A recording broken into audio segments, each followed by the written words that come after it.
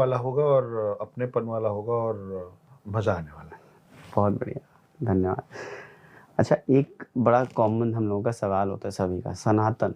सनातन धर्म आखिर में है क्या? हम क्यों वायु, अग्नि, जल की पूजा करते हैं? आपने वायु, अग्नि और जल बोला है तो मैं सबसे पहले आपको ये बताने की कोशिश करूँगा कि हिंदुत्व और सनातन, हिंदू और सनातनी का जो फ़र्क बार बार बोला जाता है कि हिंदू कौन है और सनातनी कौन है, ठीक।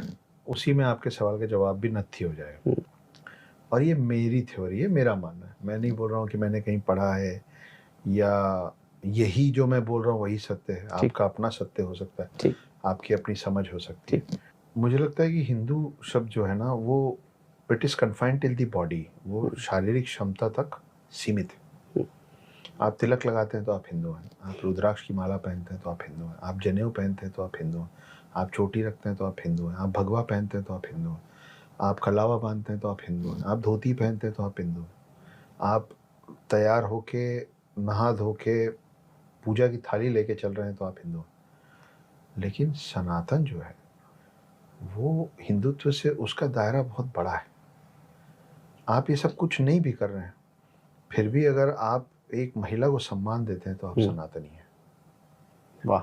आप अगर अपने आप को पीछे रख के अपने परिवार को आगे रखते हैं तो आप सनातनी हैं।